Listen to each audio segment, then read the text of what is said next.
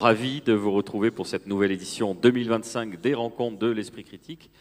Ici, à Diagora, à la Beige, tout seigneur, tout honneur. Vous avez l'honneur et l'avantage d'ouvrir cette nouvelle édition avec cette table ronde « Comment débunker sans harceler ».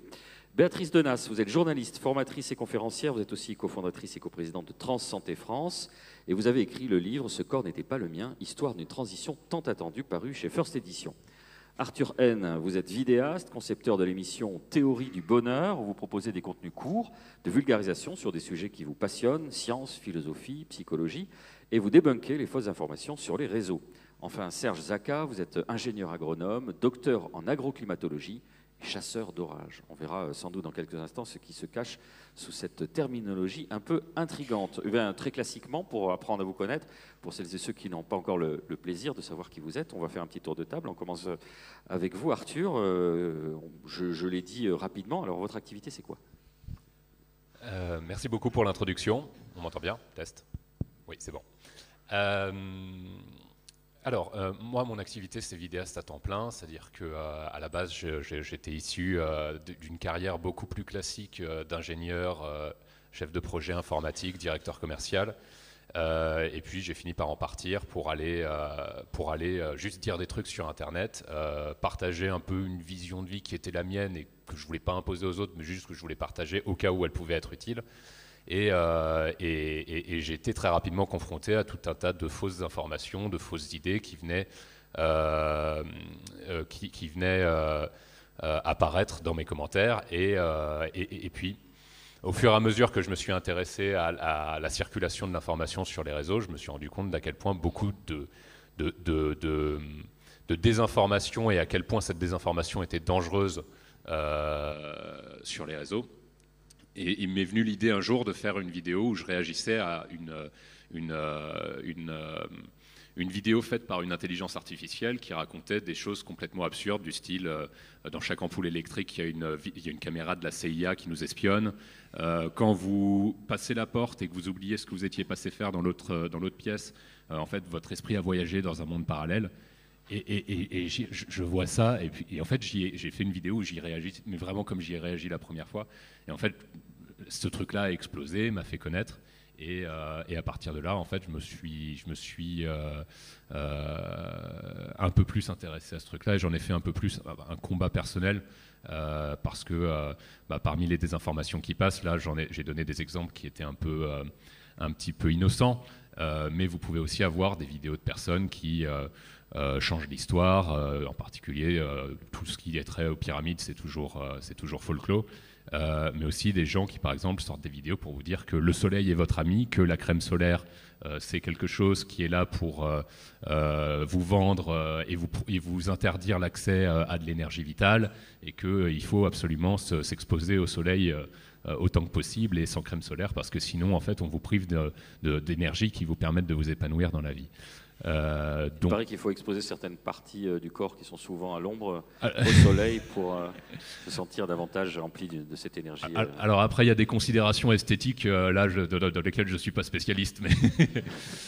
Non, mais ce que vous voulez dire, effectivement, c'est au-delà de la blague, c'est que quand c'est innocent ou généré par IA, bon d'accord, mais quand ça peut entraîner un problème de santé publique, et on l'a vu, ça devient beaucoup plus grave. Absolument. Et donc le personnage, c'est vous-même ou c'est une version de vous un peu poussée c'est quoi ? Vous jouez quoi ça dépend, parce qu'il y a deux types de contenus que je fais. Il y a des contenus où je m'adresse directement à la caméra, où je ne réagis pas nécessairement à notre contenu et je partage juste un point de vue, une opinion, ou juste j'expose parfois de temps en temps des dilemmes moraux aussi pour voir comment la communauté réagit. Là, en l'occurrence, c'est un personnage où je suis aussi fidèle à moi-même que possible. Quand je réagis, par contre, aux désinformations, de temps en temps, je joue un personnage où je pousse un petit peu le côté aigri et sarcastique pour servir un peu de l'humour dans ces vidéos, pour que ce soit un peu plus rigolo et que ce soit cassant, en particulier quand c'est de l'IA, où là, en fait, même si je suis très cassant, en fait, je ne blesse pas une personne en face. Et parfois, quand c'est pas de l'IA et que c'est une personne en face, j'essaie quand même de flouter la personne, de changer la voix, de sorte qu'elle ne soit pas humiliée non plus, quoi. Justement, c'est le thème de notre table, on va y venir. Béatrice. C'est moi. Si on ne vous connaît pas, alors. Alors, moi, je suis journaliste. Officiellement, je suis retraité de Radio France, où j'ai fait toute ma carrière. principalement comme rédactrice en chef. Enfin, à l'époque, on disait rédacteur en chef. Et puis secrétaire général de France Info, et puis médiateur des antennes de Radio France. Et en fait, si je dis médiateur, parce qu'en fait, à l'époque, on me disait il, puisque je suis né garçon. Donc vous l'aurez deviné, je suis une personne trans, et que j'ai décidé, une fois que j'ai fait ma transition avec des médecins, donc avec un côté scientifique, de créer une association qui va avoir 5 ans, c'est-à-dire qui s'appelle Trans Santé France. Et justement, là aussi, puisque nous on s'appuie sur la réalité scientifique, factuelle, médicale, où bizarrement déjà je m'en suis pris plein la figure au départ, parce que ça venait d'ailleurs d'associations trans, ce qui était quand même assez étonnant, je ne m'attendais pas à ça, où il a fallu là aussi, mais on l'expliquera, alors débunker, mais j'ai horreur de ce terme, parce que quand j'étais médiatrice des antennes de Radio France, je luttais contre les anglicismes. Oui, mais on se disait juste quand on s'est vu un peu avant, c'est parfois difficile. Oui, je sais bien, il y a certains mots... Qu'est-ce que vous utiliseriez à la place on avait trouvé, c'est toi d'ailleurs, je crois qu'il avait trouvé contrer la désinformation sans harceler. Éventuellement, on pourrait dire désinformer. Oui, c'est un peu laid. Oui, c'est un peu compliqué. Ouais, parce que réinformer, ça n'a pas une bonne connotation. Non, c'est pas non plus. Donc voilà, en fait, et je passe mon temps maintenant en tant que coprésidente. Alors par-delà le fait que je continue d'enseigner, notamment à Sciences Po, dans des écoles de journalisme, mais aussi à faire justement des conférences. Alors j'espère que vous viendrez à la mienne cet après-midi à 16h, une petite page de pub, justement sur transidentité. Pourquoi tant de haine ? Parce que en effet, on est confronté depuis quelques années, après une période un peu de bienveillance en fait, franchement, des contre-vérités mais incroyables, qui font qu'en effet, quand personne n'est au courant, j'allais dire la majorité silencieuse comme on l'appelle, qui ne va pas aller chercher à vérifier ces informations, eh bien finalement ça pénètre dans l'esprit, et puis ça finit par donner des impressions complètement fausses, à la limite qu'on est des monstres, qu'on est vraiment des grands malades, sans compter aussi les contre-vérités mais incroyables sur les enfants en questionnement et les enfants trans. Donc là, franchement, donc je fais aussi beaucoup de formations, notamment dans les hôpitaux, pour essayer justement de dire la réalité. Moi, je ne suis pas là pour faire du prosélytisme, ni pour faire du militantisme, pour essayer d'avoir un maximum de personnes qui adhèrent, même à mon association, mais simplement essayer de rétablir, et c'est aussi le principe de mon métier de base, un journaliste, c'est-à-dire la vérité. Alors la vérité avec un grand V n'existe pas, mais au moins la réalité des faits, la réalité scientifique, qui pour moi est vraiment le plus important. Il est surprenant qu'on doive rappeler ce genre d'évidence, mais... Oui, ça, je trouve ça vraiment... Tout au long de la journée c'est vraiment fou, ouais. Serge Zacca, chasseur d'orage, agroclimatologue, pour ceux qui ne vous connaissent pas. Vous êtes relativement connu aujourd'hui, mais quand même. Ça a l'air de vous intriguer. Ça marche ou pas ? Oui, ça marche. Ça a l'air de vous intriguer, chasseur d'orage. C'est pas mon métier principal, hein. Je commence juste par chasseur d'orage, c'est photographe climatique de terrain. En gros, je fais des photos d'orage. Je suis pas un chasseur d'orage où je fais non, ne viens pas ici, va-t'en. Non, ça c'est. Je suis photographe d'orage, hein, d'accord. Mon métier pour lequel je suis là aujourd'hui, c'est agroclimatologue, c'est-à-dire que je travaille sur les 2 sujets de conversation les plus importants, la bouffe, hein, c'est très important pour certains, et le climat. C'est les 2 sujets que vous avez le plus avec vos voisins quand vous savez pas quoi dire, qu'est-ce que tu as mangé hier, et puis il fait beau aujourd'hui. Et en réalité, moi, je travaille donc sur l'impact du changement climatique sur l'agriculture et les écosystèmes. Donc je vulgarise beaucoup sur les réseaux sociaux. On me dit que je suis un influenceur, même si le terme ne me correspond pas trop, puisqu'en réalité, pour moi, un influenceur va diffuser l'information. Moi, en fait, j'en produis et je la diffuse, puisque je fais beaucoup d'analyses scientifiques derrière de la data et des dossiers, notamment pour le ministère de l'Agriculture. Et du coup, je suis confronté tous les jours, quotidiennement, et surtout en période caniculaire, à une forme de harcèlement, des personnes qui reviennent régulièrement, qui dénigrent mon chapeau, mon physique, la science, la Terre n'est pas ronde, les chemtrails, le climat, le changement climatique n'existe pas. Tout ça n'est qu'une farce en réalité pour augmenter les taxes. Et d'ailleurs, ce matin même, sur les réseaux sociaux, une personne s'étonnait des prix du café qui a augmenté à cause de l'inflation, premier, et deuxième point, à cause d'une sécheresse dans la zone de production du café.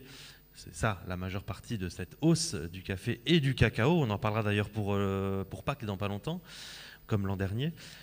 cette réalité en fait d'impact du changement climatique sur l'agriculture, pour elle, n'existe pas. On a augmenté les taxes du café, c'est les écolos qui veulent nous taxer pour nous priver du café. Donc voilà, plein de contre-vérités que j'essaye de contrer. Alors moi, vous avez dit désinformer, moi je suis carrément au niveau de informer, avant de désinformer. Là, on est vraiment au niveau de informer que la Terre est bien ronde. Et donc, le sujet, c'est ça. Est-ce qu'on peut désinformer sans harceler Arthur, voilà, le harcèlement, l'insulte ou l'humiliation publique d'une personne qui a diffusé une fausse info peuvent-ils être considérés comme un moindre mal si ça permet de sensibiliser le plus grand nombre? Vous l'avez dit, vous avez une certaine éthique de flouter, voilà. Mais est-ce qu'on, voilà, la balance, c'est est-ce que j'y vais parce que de toute façon l'information qui est très importante. Et ce que je vais dire est quand même assez fondamental pour convaincre les gens, quitte à égratigner quelqu'un au passage, ou alors est-ce que je respecte absolument son intégrité? C'est un dilemme là, c'est comment on fait? Ouais, c'est un dilemme et c'est un truc où de toute façon il n'y a pas de solution idéale. C'est-à-dire que le principe de base que je me suis fixé, c'est je veux combattre des messages et pas des gens. Le problème, c'est que quand quelqu'un propage une fausse information sur les réseaux sociaux, nécessairement, il y a son nom qui est associé, ou son pseudonyme, ou voilà, quand il ne s'agit pas d'une IA ou d'un compte. Voilà. Donc, nécessairement, il y a deux choses. Il y a l'insulte, l'humiliation et le harcèlement. L'insulte et l'humiliation, alors si c'est juste la personne qui se sent insultée et humiliée parce qu'on l'a contredite, là, il faut juste dire à la personne de grandir, quoi, parce que oui, dans la vie, on se fait contredire, et puis faut pas le prendre personnellement. Enfin, voilà, quoi.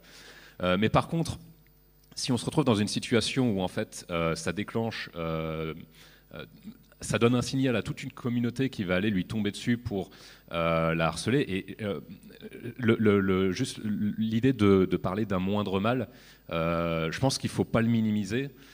Parce que vraiment, pour avoir vécu, et je pense que tous les trois, on a une petite idée de ce que ça peut représenter un harcèlement, chez certaines personnes,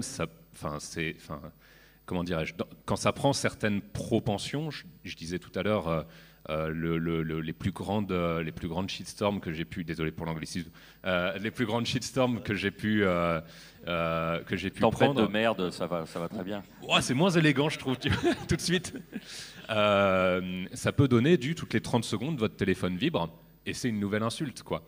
Et alors, en tant que créateur de contenu, quelque part, j'ai envie de dire, c'est un peu le risque du métier. Mais pour quelqu'un qui n'a rien demandé, en fait, et qui est potentiellement lui-même une victime de la désinformation qu'il a propagée, parce que toutes les personnes qui propagent des désinformations ne sont pas d'odieux escrocs qui essaient de vous vendre des bracelets anti-5G. Il y en a qui... J'en ai plein d'ailleurs. Oui, alors ça marche bien. Ça marche, j'ai assez 3G, 4G, 5G, et j'ai prévu la 6G. Ces gens-là méritent pas qu'on leur tombe dessus. Et le truc, c'est que oui, il y aura toujours il y aura toujours des gens qui vont aller les insulter. Est-ce qu'il n'y a pas un petit sentiment de se dire, mais je me fais tout le temps défoncer, je me fais harceler, donc allez, bon, c'est pas si grave si je rentre un peu dedans. Ils ont souvent, parce que souvent il y a une asymétrie, ceux qui sont les plus virulents ont le cuir le plus fragile dans ceux qui harcèlent. Serge n'est pas d'accord. Alors, moi, ça va être assez clair comme réponse. Je ne veux pas faire subir aux autres ce qu'ils me font subir. Même si ce sont les pires désinformateurs de Twitter, je ne veux pas leur faire subir. C'est-à-dire que je veux bien contredire, et ça c'est important de contredire pour avoir un discours contradictoire dans les commentaires, pour éviter de faire tache d'huile et faire adhérer des personnes qui sont pas forcément anti-scientifiques, mais un peu douteuses sur la science, qui n'ont pas forcément la formation, qui pourraient adhérer à un discours climato-sceptique. Mais derrière, il est hors de question que moi-même je me mette à harceler des climato-sceptiques. Harceler, il y a une certaine forme de récurrence. C'est-à-dire que tous les jours, je vais aller, comme ils le font, aller mettre une photo de Serge Zaka, lui balancer sur son chapeau, lui dire qu'il sert à rien, que c'est une grosse merde, etc. Moi, je le fais pas.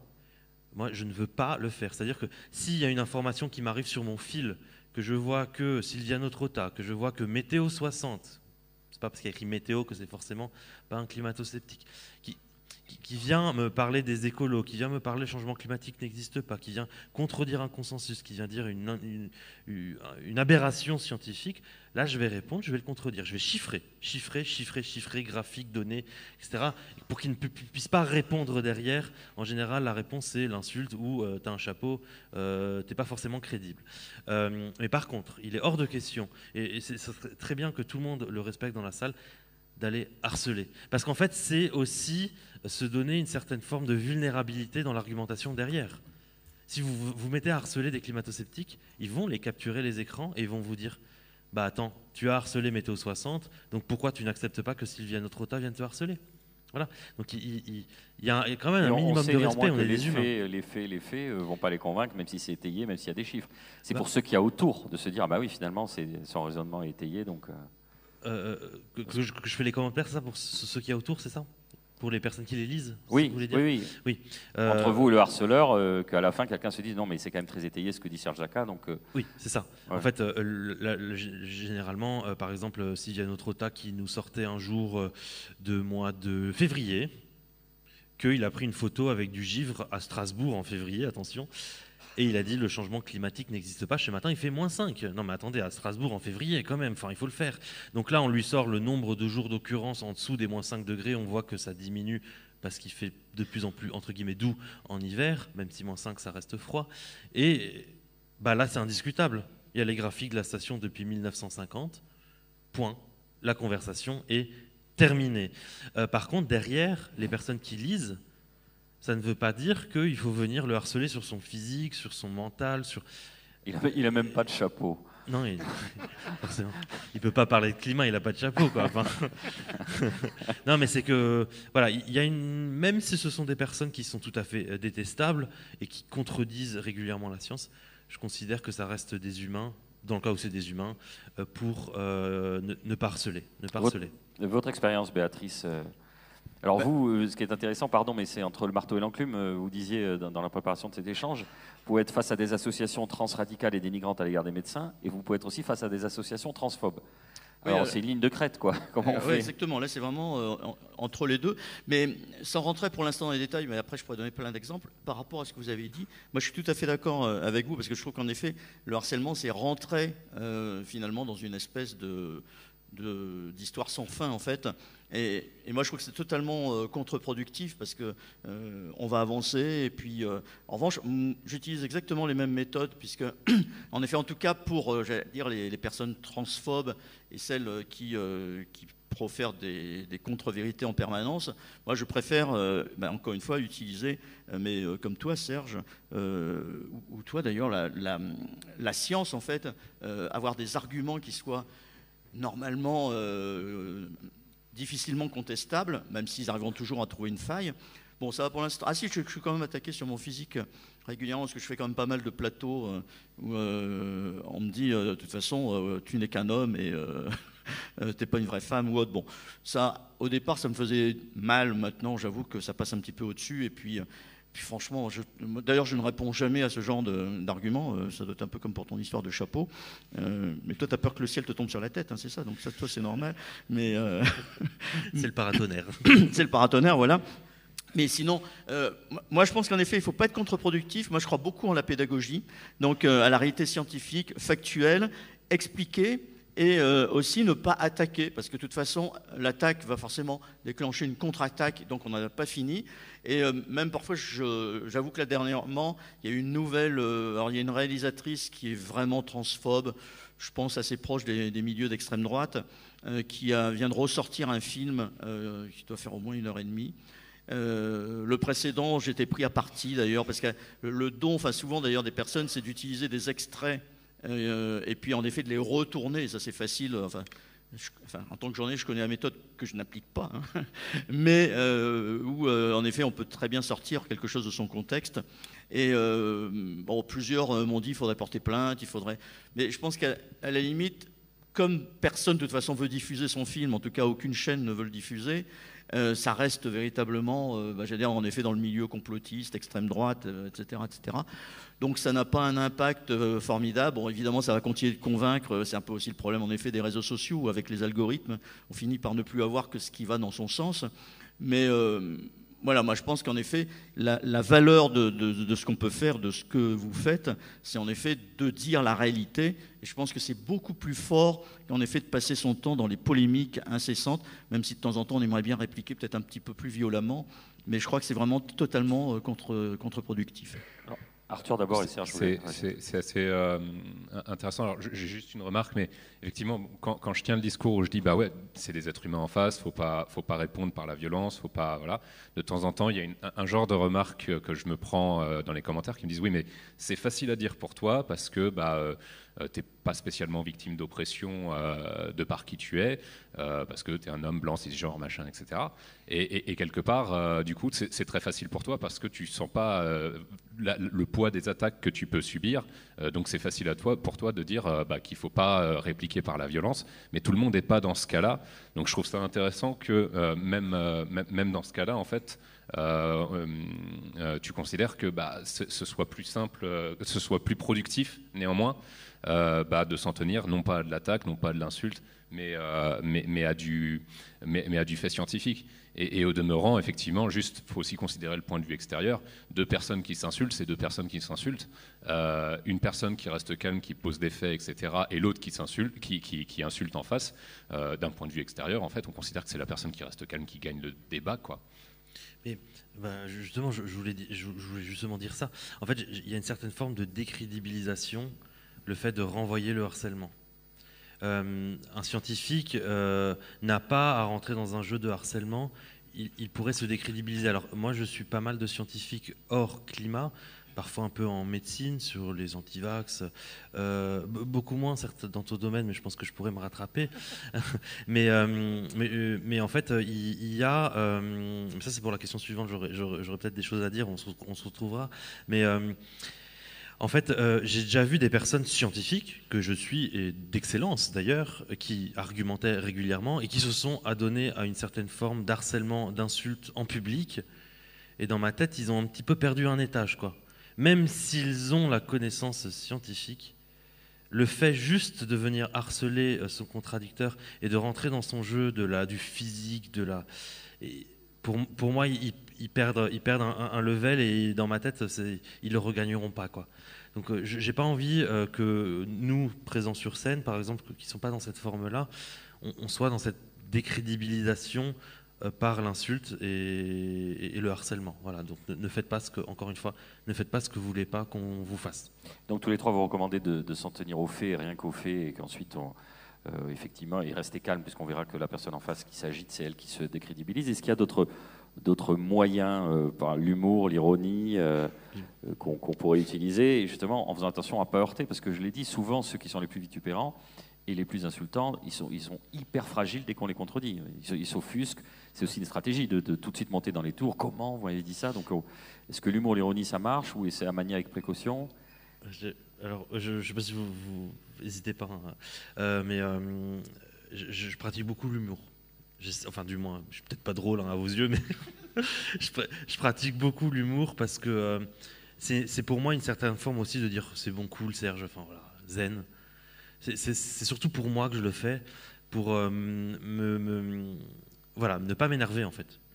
Et parfois, c'est perçu par mes contradicteurs comme de la condescendance. Voilà, et alors moi, en fait, non, je veux pas être condescendant, alors désolé si parfois je peux le paraître, mais moi, c'est que je veux faire de l'humour pour leur montrer qu'en fait, c'est juste aberrant ce que tu me dis, j'en rigole, effectivement, et tout en apportant bien sûr des chiffres, mais il y a une certaine forme aussi d'attirer les jeunes. Je ne sais pas si vous voyez sur TikTok, Instagram, les jeunes, ils adorent le clash. Alors, il n'y a pas que des jeunes ici, a priori, mais les jeunes, ils adorent le clash. Et en fait, le fait de faire un peu d'humour, ça les attire.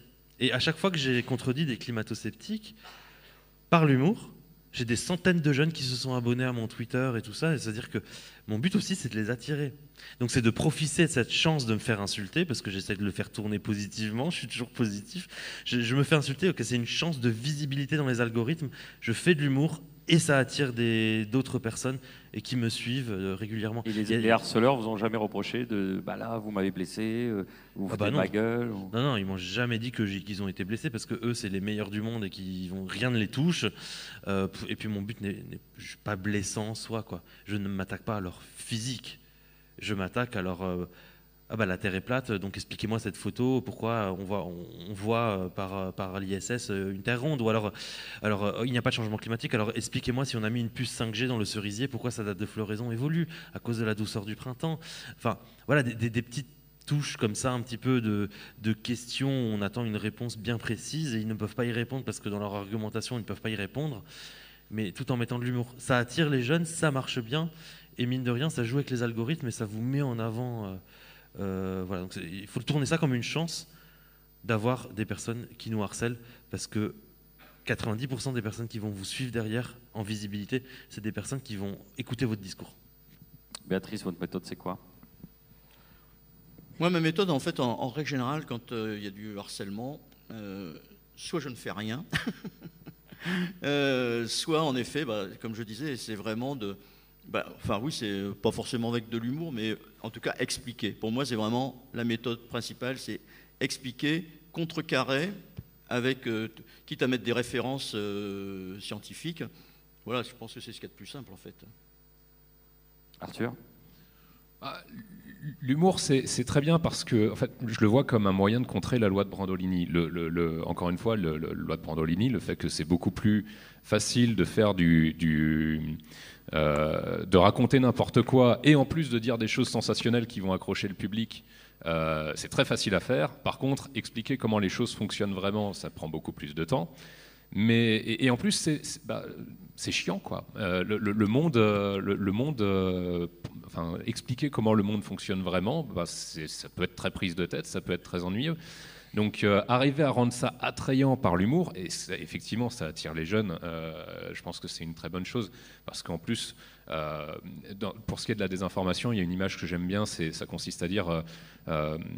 il est plus facile de dire aux gens, attention, faites gaffe, il y a un trou par là, il ne faut pas tomber dedans, que d'aller s'acharner à sortir les gens du trou. L'idée, c'est que sensibiliser les jeunes justement à toute la désinformation qui peut avoir lieu sur les réseaux avant qu'ils ne se fassent embarquer, c'est plus facile que d'aller essayer de sortir des gens qui sont déjà complètement endoctrinés dans des sectes et des choses comme ça. Donc faire de la prévention, c'est quand même plus productif. Et l'humour fonctionne très bien pour ça, et permet de rendre à nouveau attrayants et sympathiques des contenus scientifiques qui, sans ça, sont un peu rudes d'accès et auxquels on ne s'intéresserait pas forcément, quoi. Donc effectivement, ouais, le clash fonctionne bien. Le fait justement de montrer que y a une opposition d'idées, ça attire.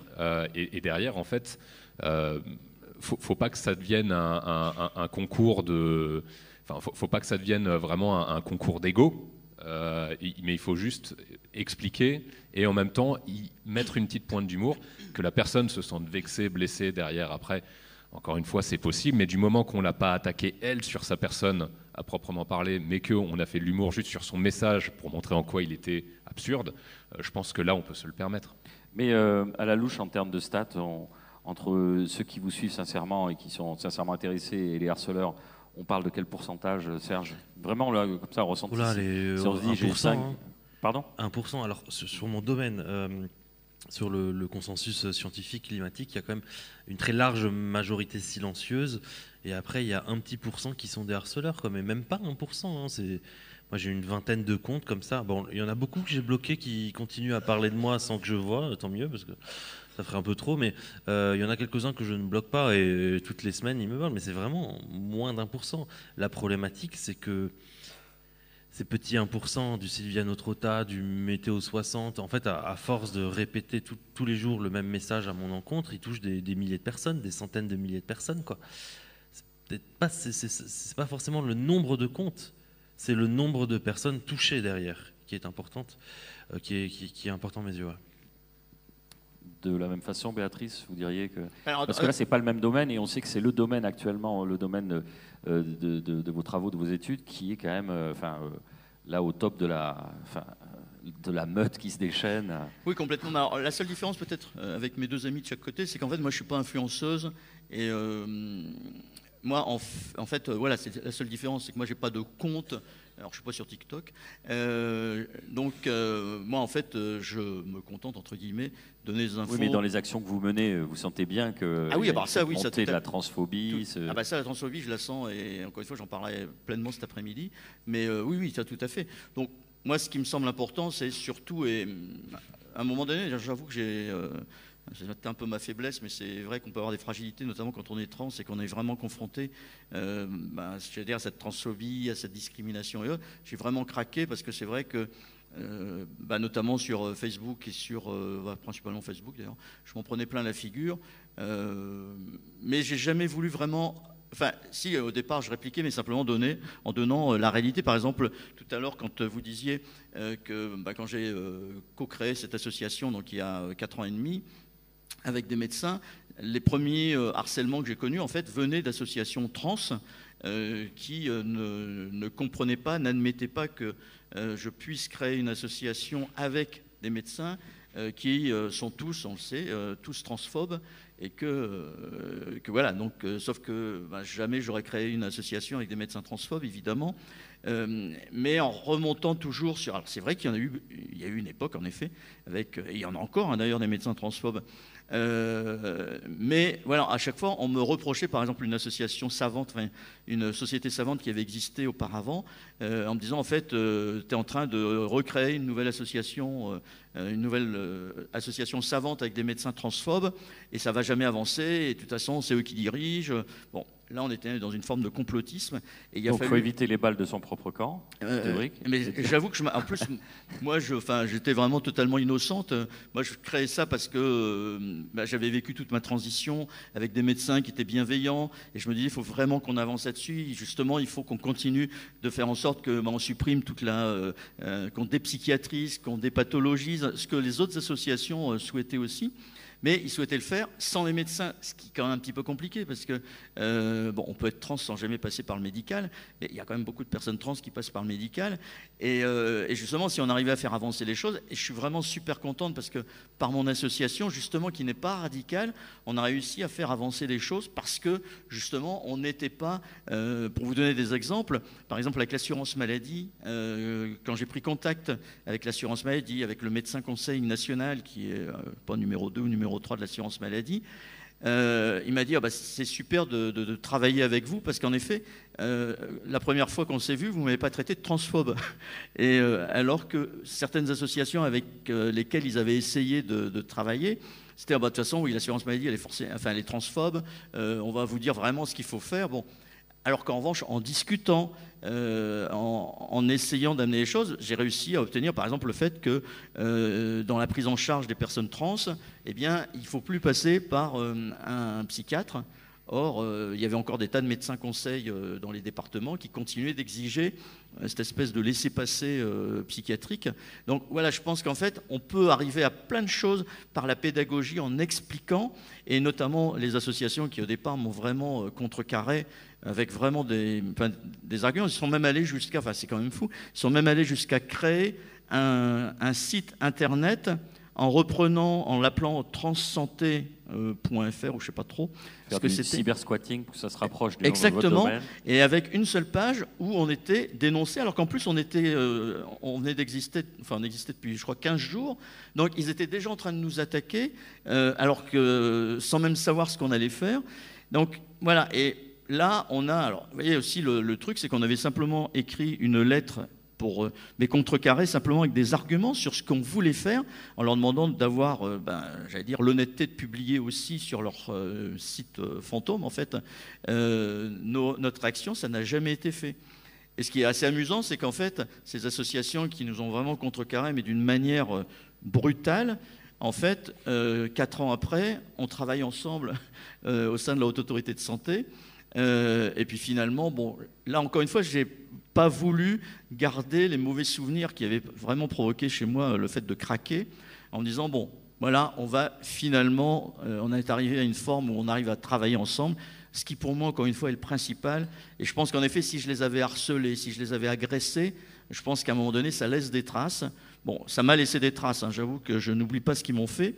Mais encore une fois, pour moi, le principal, c'est d'avancer, c'est d'arriver justement, notamment avec la Haute Autorité de Santé, avec les ministères, avec les institutions comme l'assurance maladie ou autres, à faire avancer les choses, à faire avancer la cause, entre guillemets, des personnes trans, encore une fois, sans radicalisme, mais à obtenir ce qu'on veut tous, hein, d'ailleurs, c'est la dépsychiatrisation, la dépathologisation, l'autodétermination, une meilleure formation, en effet, médicale. Et je pense qu'on va y arriver progressivement, en fait. Mais est-ce que ces associations qui étaient du côté des harceleuses à l'époque se sont rendues compte, donc a posteriori, qu'elles étaient harceleuses? Elles sont venues... Il n'y a pas de... Jamais personne n'est venu s'excuser. Voilà. Non, donc c'est ça quand même, dans le harcèlement, il y a... Et encore, c'est un peu spécifique, c'est intéressant que chacun ait son domaine d'activité, mais là, en l'espèce, c'est pas contre une absence de rationalité scientifique ou de la haine pure. Vous voyez, c'est ça qui est intéressant, il y a différents mobiles, mais le résultat reste le même. Alors, vous avez pris sur vous. Ce qu'il y a en commun quand même tous les trois, c'est que on fait attention, je le répète, on est sur une ligne de crête, on manie l'humour, mais globalement, vous prenez sur vous. Vous avez pris des sauts de harcèlement à chacun à votre échelle, donc ça a un impact sur la santé psycho, enfin, vous voyez, Oui. et vous avez quand même décidé de... Vous voyez ce que je veux dire, Arthur, c'est... Encore une fois, il y a... c'est parce qu'on sait qu'on est passé par là qu'on dit je veux pas l'infliger aux autres. Il y a de ça. Déjà, d'une, effectivement, quand on s'est pris une vraie vague de haine dans la tronche, on sait ce que ça fait, on veut pas l'infliger aux autres. Et puis, on veut pas être responsable de ça, surtout. Mais surtout, l'idée, c'est exactement ce que tu viens de dire. C'est que à un moment, si on se contente de faire de la surenchère les uns contre les autres, on n'arrivera jamais à avancer. Être celui qui range son ego de côté et au lieu de couper toute forme de dialogue, en fait, justement, permet justement de garder un contact. Derrière, c'est ce qui fait que potentiellement les gens peuvent changer d'avis, quoi. Et au demeurant, parfois, ça peut j'ai un exemple un peu précis d'incident qui m'est arrivé assez récemment que j'aimerais bien partager. J'ai fait une vidéo où je réagissais à une femme qui nous expliquait, dans une vidéo à elle, l'avantage de la technique du placenta lotus, qui consiste en fait, lorsqu'un bébé naît, à le laisser accrocher à son placenta pendant une dizaine de jours jusqu'à ce que le placenta se détache tout seul en pourrissant.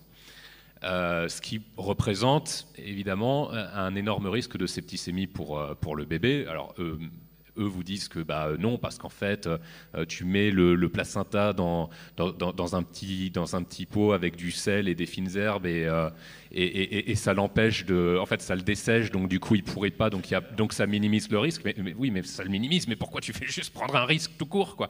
Et effectivement, ce truc là, j'y avais réagi, j'avais fait une vidéo, j'avais flouté la personne, changé sa voix et fait en sorte qu'on ne la reconnaisse pas. Vous aviez changé la couleur du placenta, vous m'avez dit aussi. Oui, j'ai même changé la colorimétrie du truc. Ouais. Enfin, le placenta avait changé de couleur tout seul parce qu'il faut imaginer. Enfin bref. Mais quoi qu'il en soit, il y a quand même des gens qui sont allés retrouver cette personne, qui ont retrouvé sa vidéo, qui sont allés la dénoncer là où elle était en formation pour devenir sage-femme et qui ont appelé les services sociaux pour la dénoncer pour qu'on aille lui enlever ses enfants. Et moi, je reçois alors, à ce moment-là, en plus, cette personne-là m'avait envoyé tout son réseau, parce qu'effectivement, le truc, c'est que cette vidéo-là servait à vendre un sac à placenta lotus à 100 €. Vous avez un superbe baluchon dans lequel vous pouvez... Ouais, voilà. Le truc, c'est que du coup, il y a tout un réseau. Donc, elle m'a envoyé tout son réseau pour me tomber sur la tronche. Donc, je me suis tapé effectivement toutes les 30 secondes de harcèlement. Mais parmi ce harcèlement, il y avait des gens qui disaient, oui, mais en fait, je vois bien que vous êtes en train de vous en prendre plein la tronche là. Mais je vous demande quand même d'enlever la vidéo parce que vous avez cette personne-là, ce qui lui arrive est vraiment pas cool non plus. Il y a des gens qui ont contacté les services sociaux. Il y a des gens qui ont contacté son école, etc. Et donc là, vous avez eu un cas de conscience. J'ai pas dormi de la nuit, oui, bien sûr. parce que je me suis dit, j'ai fait une vidéo et potentiellement à cause d'une vidéo que j'ai faite, alors j'imagine que les services sociaux sont quand même un peu intelligents, mais on ne sait pas. Et je me dis potentiellement, en fait, il y a une personne qui va perdre ses enfants à cause d'un truc que j'ai fait, quoi. Donc le geste fondateur, c'est pas le vôtre. Non, C'est d'abord qu'il y a c'est sûr. une pratique médicale non prouvée scientifiquement et un objectif lucratif derrière. Enfin, vous voyez, C'est certain, et vous avez un dilemme derrière entre est-ce que je laisse la vidéo qui va potentiellement faire du mal à une personne, mais qui de l'autre côté informe.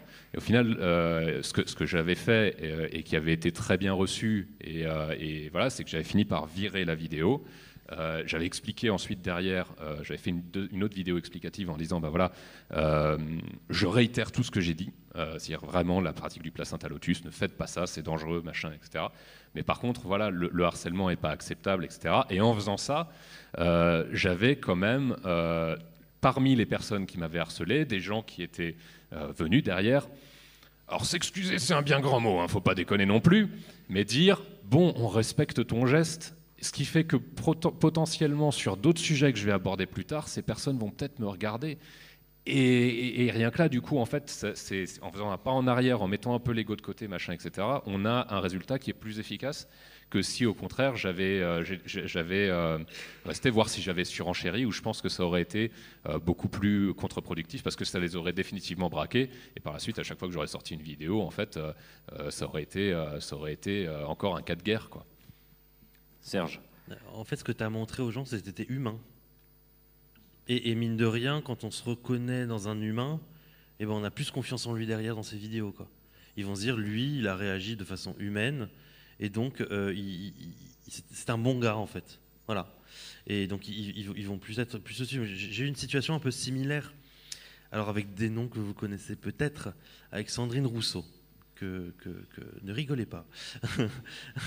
Avec Sandrine Rousseau, qui avait sorti un jour qu'il faisait 64 degrés en Espagne.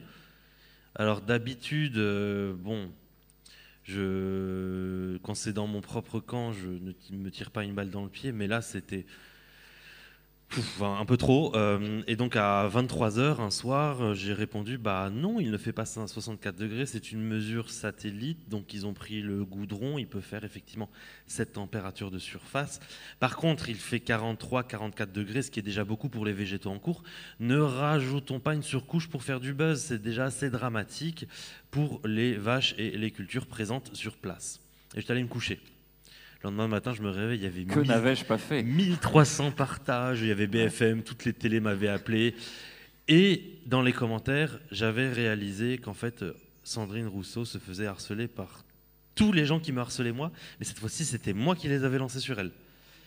Et dans ma tête, je me suis dit, je fais quoi? Je suis pris. Mais pareil, j'avais un cas de conscience comme ça. Puis après, elle a de nouveau écrit, elle a repris un de mes tweets. Elle a écrit mon tweet où j'expliquais, elle a dit donc il fait 64 degrés en Espagne. Et là j'ai dit bon, elle cherche le bâton pour se refaire battre.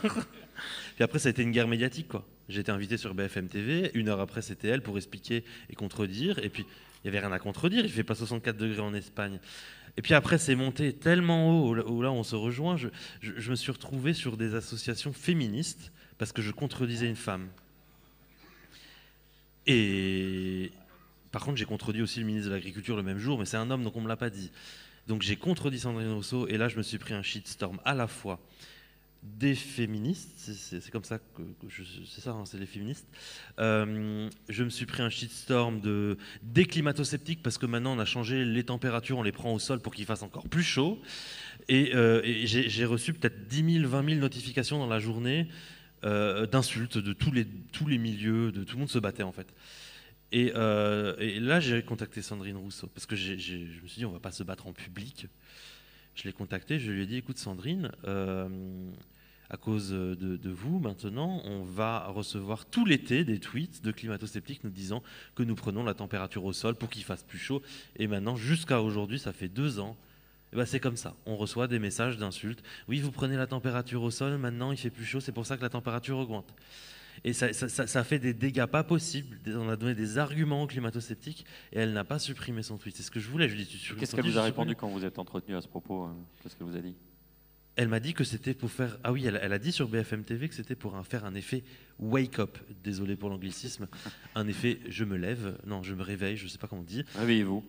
Mais il y a un moment, en fait, c'est contre-productif aussi de chercher le buzz et de faire un effet wake-up en disant n'importe quoi. Et donc, pour terminer sur les féministes, Je leur ai répondu en dessous, excusez-moi, mais que ce soit une femme, un homme ou une personne non genrée, derrière, si elle raconte des bêtises, bah, je me permets de contredire. Je ne vais pas contredire que des hommes, et puis laisser aussi passer des antisciences de la part de femmes. C'est pas ce que j'envisage. Et je me suis pris d'ailleurs mais des milliers d'insultes, parce que du coup, je suis un homme blanc, cis, si je comprends bien, avec une barbe, en plus viril, avec son truc d'aventurier, de chasseur d'orage. J'ai eu la totale sur mon physique, mais cette fois-ci c'est sur l'inverse de d'habitude. Voilà, j'ai quand même une forme de regret. Pour moi, c'est un échec.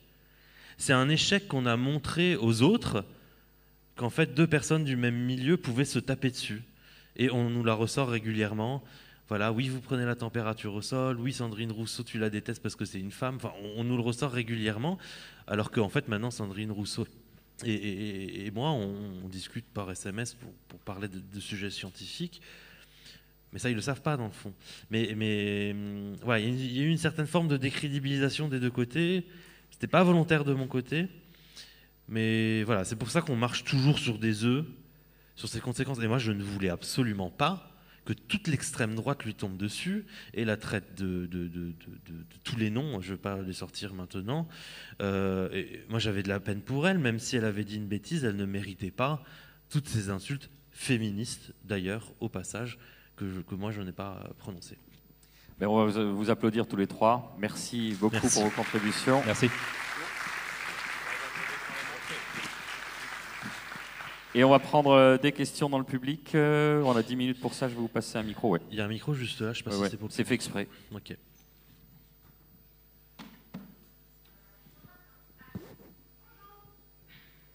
Bonjour. On vous écoute. Bonjour, merci beaucoup pour cette conférence très intéressante.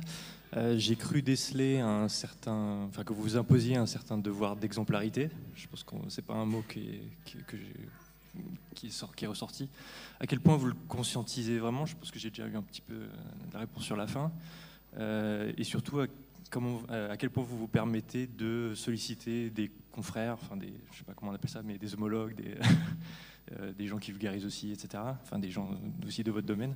À quel point vous les sollicitez pour, par exemple, les recadrer ou notifier que, je sais pas, ils ont entre guillemets mal réagi sur une situation et vous permettez de leur remarquer, surtout en privé, j'imagine, plus qu'en public. Mais...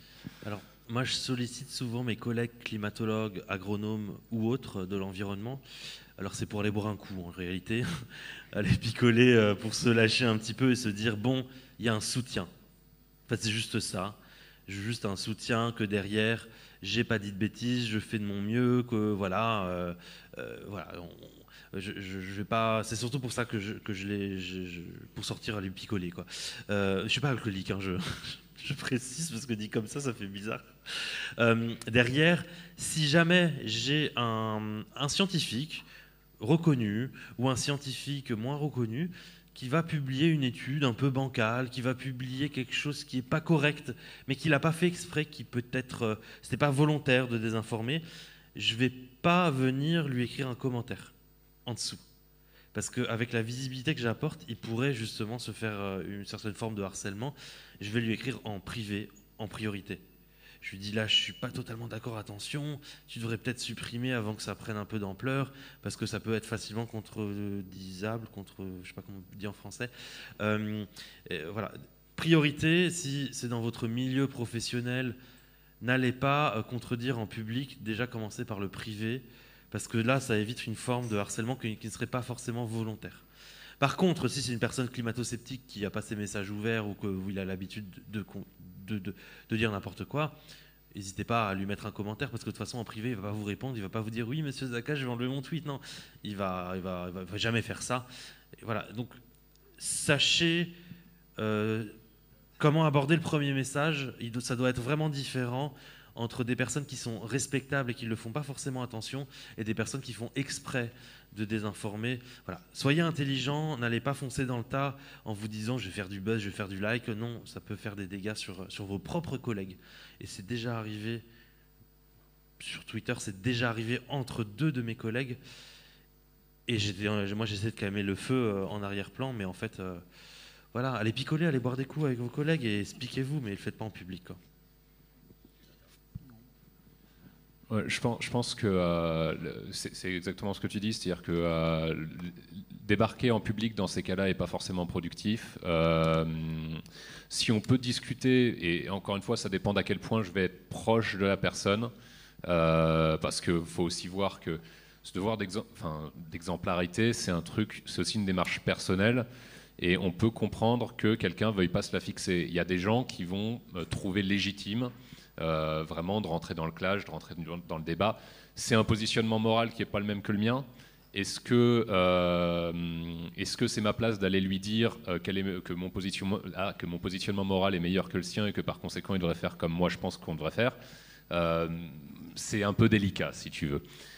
Si on est très très proche, je peux me permettre effectivement de lui en faire part. Si on ne se connaît pas, non, d'autant plus que ça peut être vu comme de la concurrence en quelque sorte, parce que mine de rien il y a toujours ce côté, malheureusement quand on est vidéaste, ouais, vas-y j'ai tel nombre d'abonnés, j'ai plus de nombre d'abonnés que toi, ah oui mais tu es en train de grimper ou machin, etc. Et il y en a, mine de rien, parce qu'on disait un petit peu tout à l'heure en préparation, vidéaste c'est un métier qui est généralement fait par des gens qui ont un petit peu d'ego. Certains peuvent effectivement le mettre de côté, d'autres non.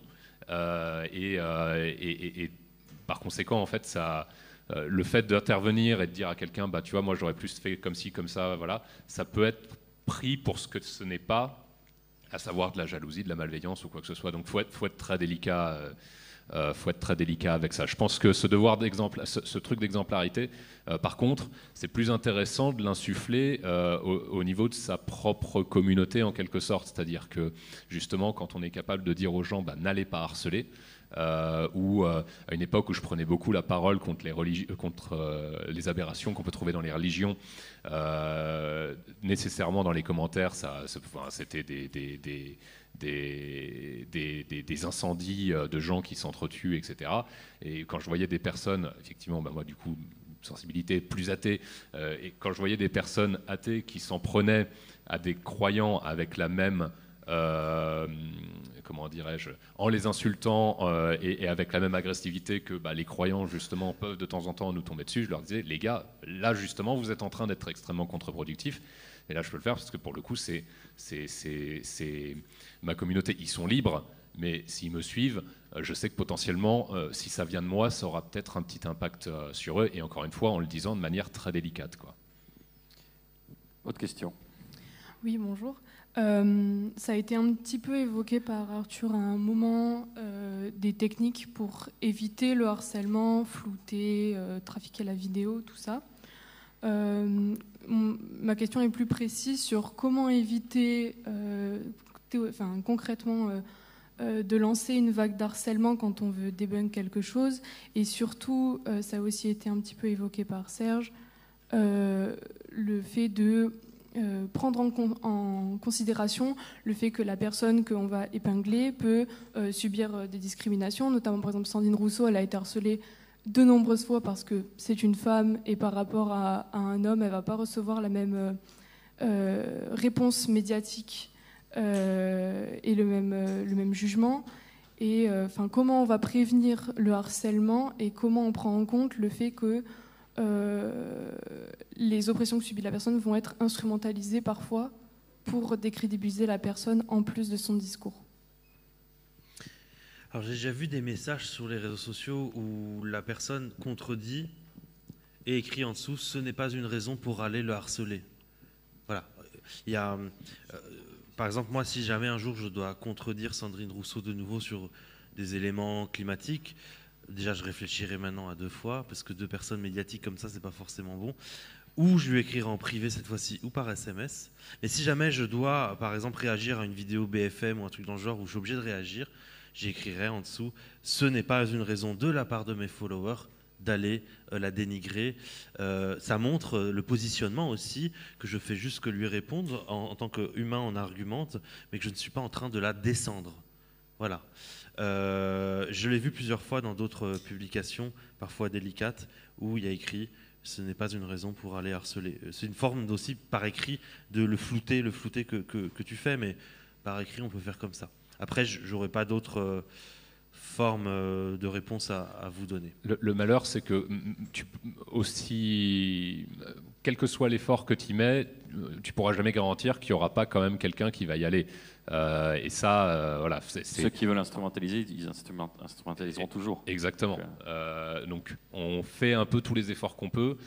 Après, voilà, il y aura toujours un petit truc résiduel et ça, faut l'accepter aussi, parce que si tu es à l'extrême et que du coup tu ne contredis plus, là pour le coup, je pense qu'on est du mauvais côté de la balance